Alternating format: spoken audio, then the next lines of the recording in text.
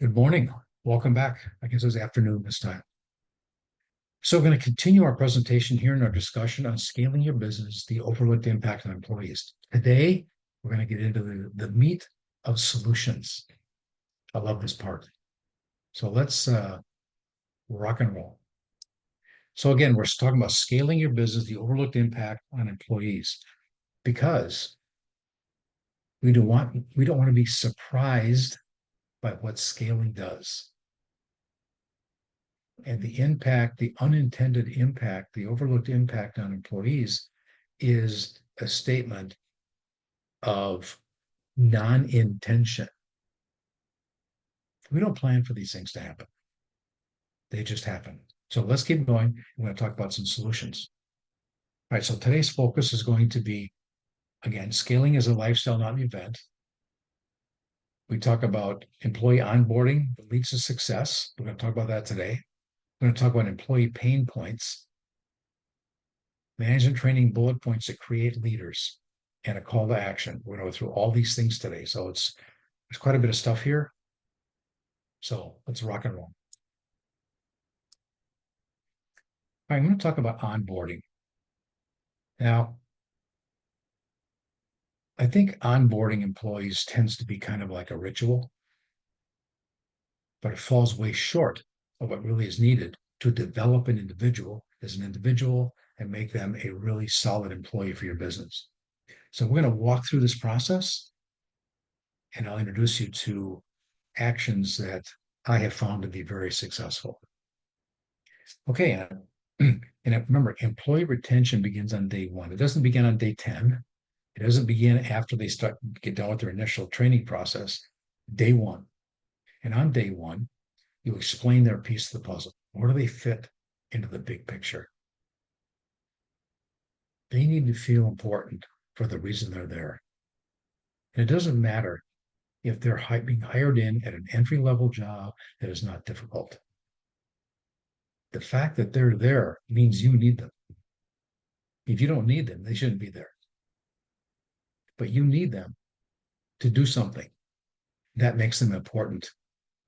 Now, if you explain how they fit in the team in the big picture of things, you will have then taken care of employee need number one. And there's 5 employee needs. Employee need number one, to feel part of a team. To feel part of a team. That tells you something important about people. They're relational. They want to work together. They want to know where they fit. Employee training. There's probably not too much new stuff in here. We explain their piece of the puzzle, explain their role, not their job. I like the word role better than job because role has, I think, more responsibility in the term.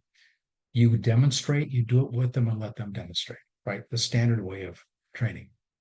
Observe, follow up, repeat until they can perform the job flawlessly and they're confident that they can. Now we look at that when you get to that point, yep, we got them trained. But you know that to an employee, that's employee need number 2, to feel they're well trained and will be successful. When you get person when they're done being trained on the initial reason you brought them in, they need to feel that they're going to be successful in what they're doing. You may need to encourage them, have a, chat. You get a feel. You spend a lot of time with the person at the very beginning, so you should get a good feel for what they're thinking. But this is where you want them to end up, that they know they're well trained and that they will be successful. Employee need number 2 wrapped up quickly after you first get started. Now we're going to move into stuff that's important, more the new stuff. Okay. First of all, you want to set the stage for the future, and I can't tell you how important this is. Set the stage for the future. So as I walk through these pieces right here, if you start to say, gee, I haven't heard that before. If you start to wonder, is that really necessary? If you instantly put yourself in their shoes, you're going to find the answer. So here we go. The ongoing approach to formal reviews. When someone's trained, right? Okay, So and so, you've made it. Good job. You're doing well. Okay. Set the date for the next review at the end of the current review based on need, not the calendar.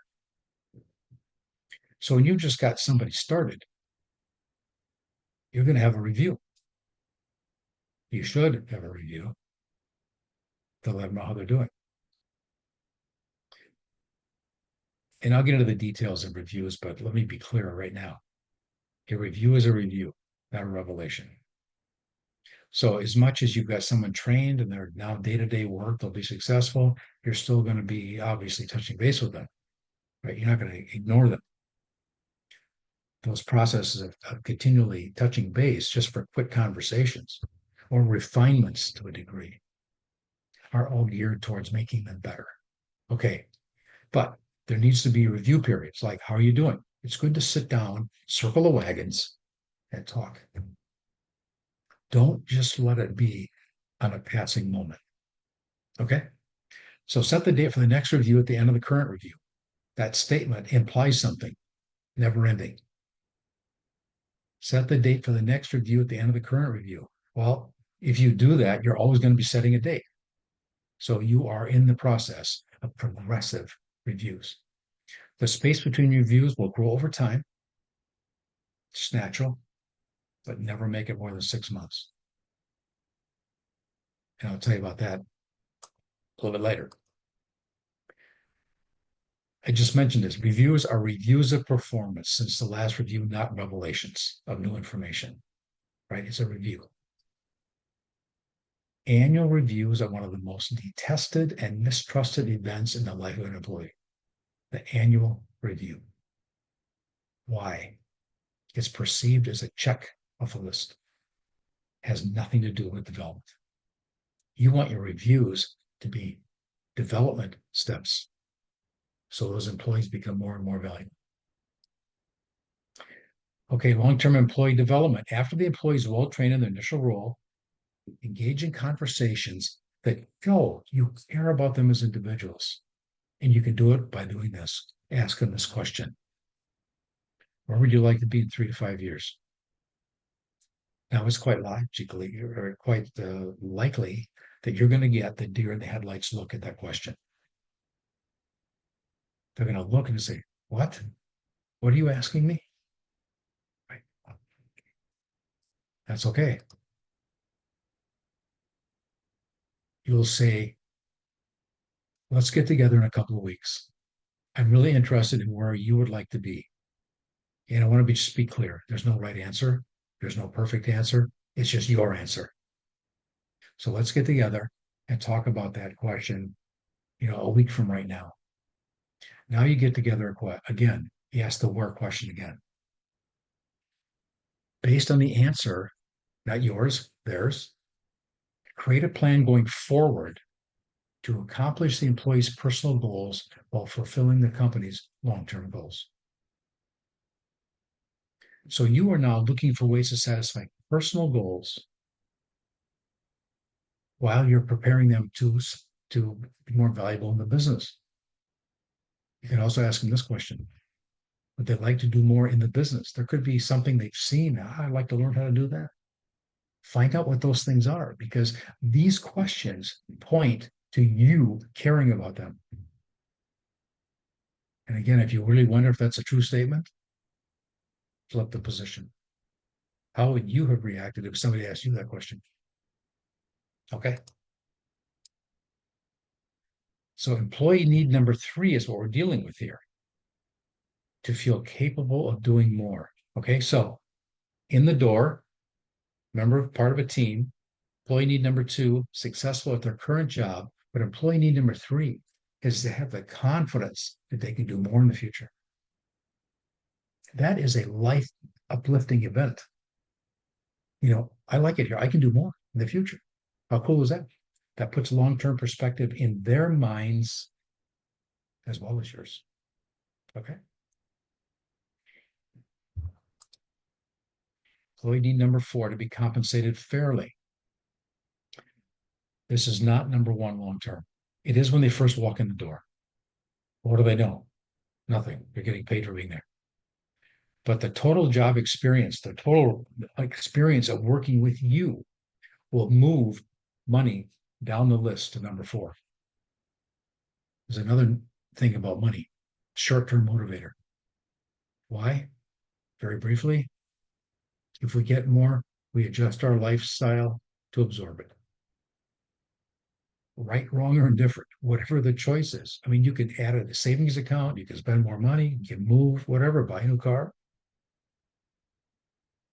But as soon as we've absorbed the extra, we're right back where we were before we got it. I need more. So there's more to job than money. So give them a desire to develop themselves with you, right? Money's a short-term motivator, I mentioned. Include other methods that have longer lasting value. Instead of giving them more money, give them a gym membership as an example. Because every time they walk in the door of the gym, they're going to remember why they're there. Every time. Okay. Now, employee need number five, to be appreciated. The previous one, number three, was for them to be confident they can do more. Number four, they want to be paid fairly. But employee number five is based on you and the other people, the other management teams. People need to be appreciated. Put yourself in these shoes. But the appreciation must be genuine. It's got to be received as motivational, not perceived as manipulative.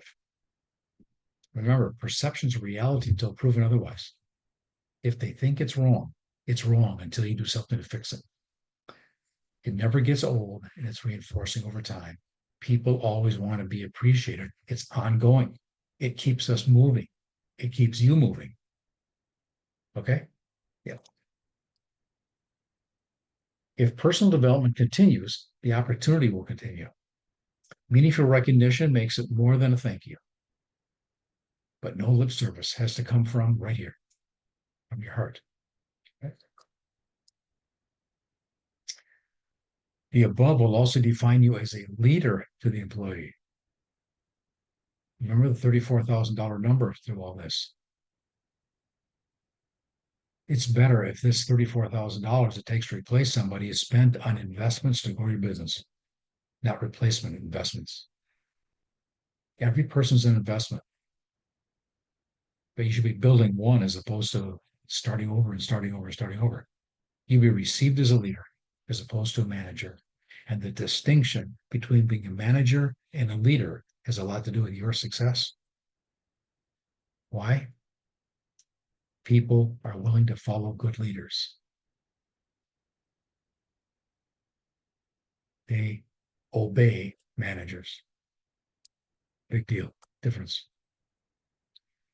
Don't forget the group dynamic, being a part of a team. Bring your groups together once per month so they can express their ideas and ask questions. Put an idea to good use. If something comes up, do it. Some speak more comfortably in a group. In the abundance of counselors, there is victory. Who are some of your best counselors? You've heard that. That's a Bible passage. In the abundance of counselors, there is victory. You need counselors, and some of your best ones are your employees. Because you know what the work needs to be done on a day-to-day basis. They're actually doing it. If they have issues, they know them. And if they're really good followers of you, they respect your leadership, they'll come up with solutions without you knowing about it. But they know the struggles on a day-to-day basis. So this onboarding process will ensure that as your business grows through the continual scale life cycle, it will not matter who does the hiring or the training. The result will be engaged employees who know that the leadership team supports them as individuals and they will support you. That's what this onboarding process does. And it works everywhere.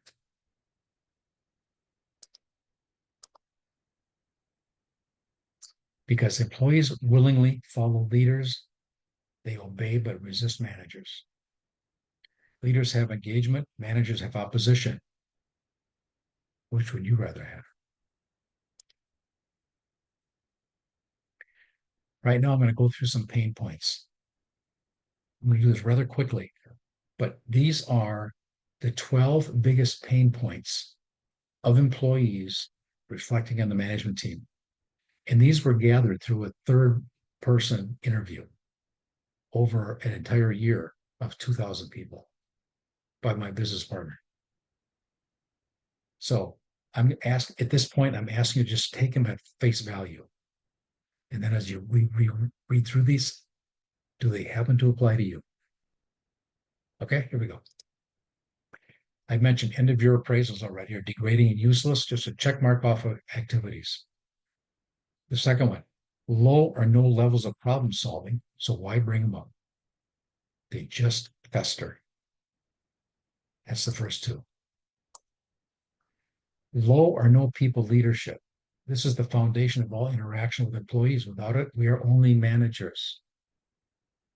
It's our job to interact with people. The next one, my boss does not know my name, is really a reflection of the fact that the boss doesn't know anything about them as individuals. Next one, left in the dust to fend for themselves with management changes. The question becomes, now what? Management changes in corporations happens all the time. Been there, done that. Employees need to be prepared. They need to understand what's going on. This person's moving over here. This person's coming in. Any questions about that?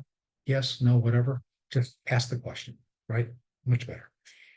Next one, little or no job evolution or expansion yielding boredom. That's a good place to get stagnant. No opportunities. Next one, low or no tangible appreciation for contribution. The result, why do it? And number 5, right? Low or no meaningful reward or recognition. Next one, no mentoring or selective mentoring that only benefits the business. If someone says they want to learn something, teach them. Poor incentives, if any, poor training. So remember the onboarding process we went through. This is one of our big responsibilities. And they say it's poor training. Emphasis on education versus experience when it comes to filling open jobs. So this is directly related to our ability to promote from within and generate long-term employees with continually improving value to the business. I learned this firsthand. UPS was a promote from within organization. It gives you a long view of things. 35 years for me. It's good when people have a long view.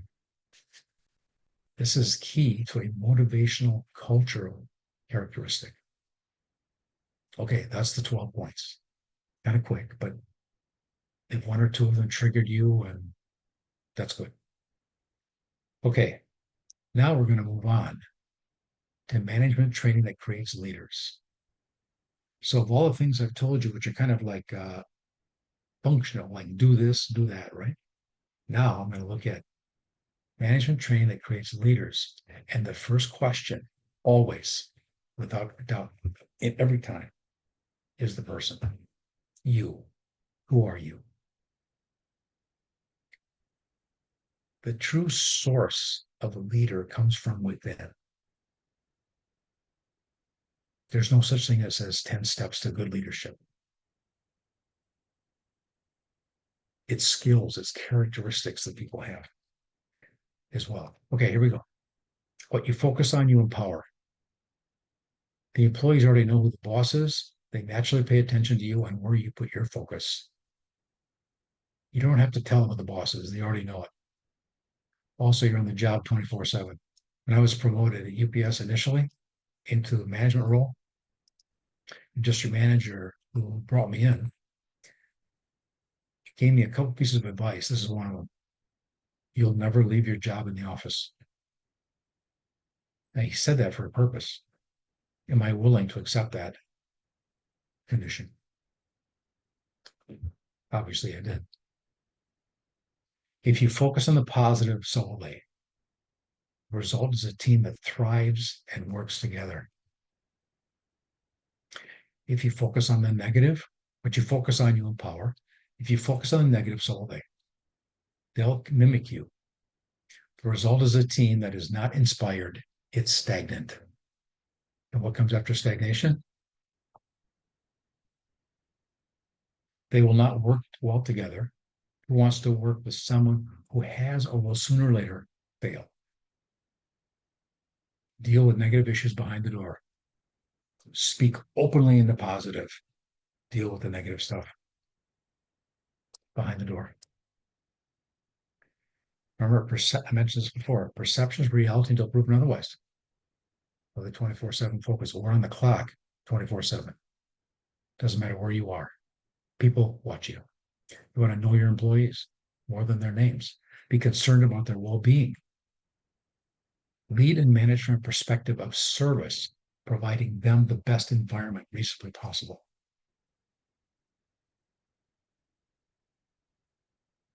Lead and manage from a perspective of service, providing your employees with the best environment reasonably possible. Take care of your inner circle. I want to talk about this for a while. Your inner circle, the people that are right around you, regardless of circumstance, and they will help take care of you. Now we got three, I like to target three inner circle examples. Number one, your family. You don't pick and choose your family. It's the same every day, right? Rain, snow, sun, sleet, whatever, they're there. Good times, bad, they're there. Number two, close friends, the ones that are with you through thick and thin, not the ones that are only there based on an event. But the third one are your direct reports in your business. Now, they'll change over time, but they're fixed at any point in time. So, from the purpose of inner circle for this discussion, I'm talking about your direct reports in your business. Let me just go back just for a second. Direct reports. Just imagine this. Can you imagine what would happen throughout an organization, regardless of size, whether it's 5, 50, 5,000, 500,000 as in the UPS case, if every person would take care of the people that report to them? CEO has a C-suite. C-suite has the vice presidents. Down, down, down, down, down. Or a business owner has one manager who takes care of the people. Doesn't matter. If everybody did this, can you imagine how smooth things would run? Because every person, every leader would take care of those that report to them and help them be successful. Ronald Reagan said, surround yourself with good people and let them do their job. In this case, there's two ways people become good. One, natural skills. Two, what we teach them. Teach and let them do their thing.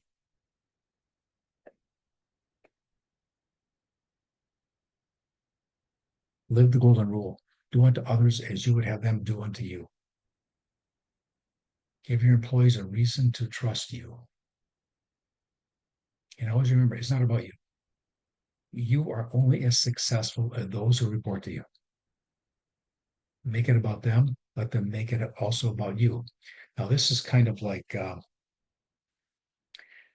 chain is only as strong as its weakest link. This is the same thing.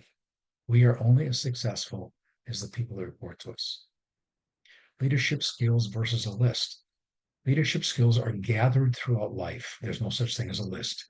You're not going to find, well, you might find somebody that tries to produce a list of do these 5 things will be successful. No.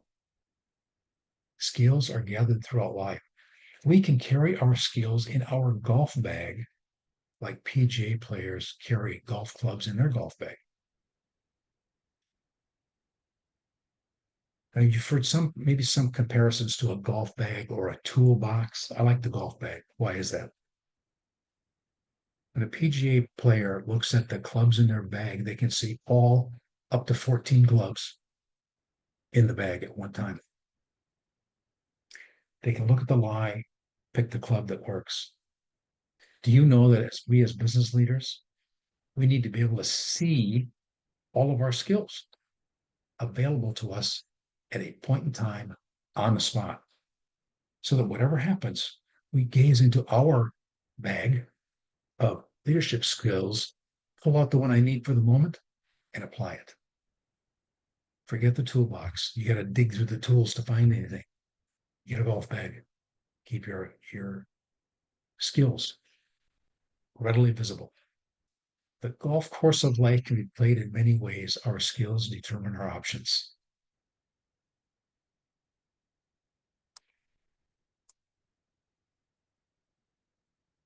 As the condition requires, the skill is used. It's good to keep adding to our bag of skills. I mentioned the 14 clubs. PGA players are limited to 14. We have no limits. Consequently, it just keeps going. Here's some more skills. I would think these would be understandable, but I'm going to give them to you anyway. Honesty, integrity, and sincerity. Put yourself in your employee's shoes. Be firm, fair, and friendly, but not friends. That's a different group. The district manager who promoted me gave me that one as well. Be firm, fair, and friendly. That's how you treat people. Retain the values that gave you your opportunities. In other words, if you did something that got you to a certain place that had a characteristic, don't lose it because you all of a sudden you're another step up the ladder and you get to forget what made you successful before. No, take it, keep them with you, and let your work speak for itself. You don't need to boast about yourself. Humility, focus on the team. Listen. We have two ears and one mouth. Use them accordingly. Pass the credit on to others. Admit mistakes. I guarantee you do these things, your team will be right there for you, just like you would. The bottom line is this: you are serving your employees so they are motivated to work under your direction.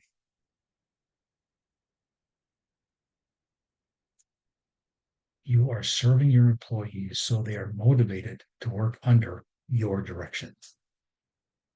That's what you're looking for.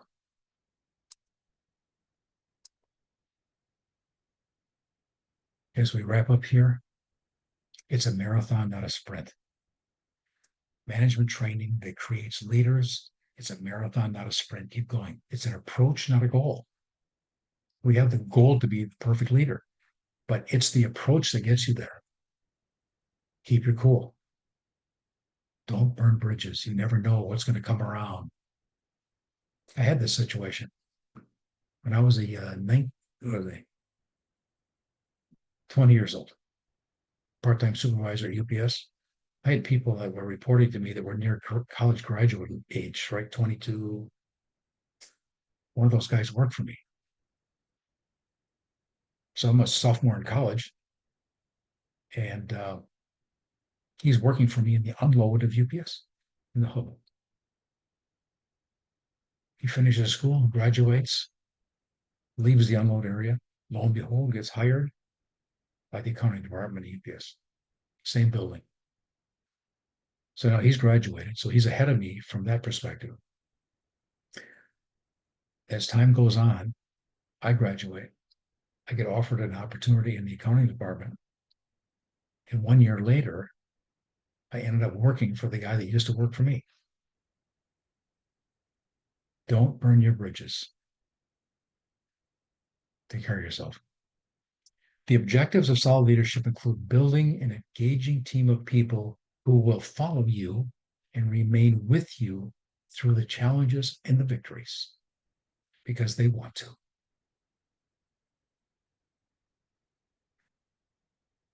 Employees flee managers, they follow leaders. Remember that. With today's information and good use, your team depends on it. The call to action I mentioned before. review your notes, decide what you are going to do, identify habits that need to change, engage intentionally day after day until the new habit takes over. Usually takes 21 days to start something new like that becomes a habit. There's a great book out there by James Clear. It's called Atomic Habits. It talks about habits. It's good. Atomic Habits is the name of the book. Embrace them, the new habits, as your new lifestyle, shifted lifestyle. Enjoy your success and enjoy your life. Engage intentionally. You have to take intentional action or you won't get out of the rut. Okay. Scaling grows companies successfully through people.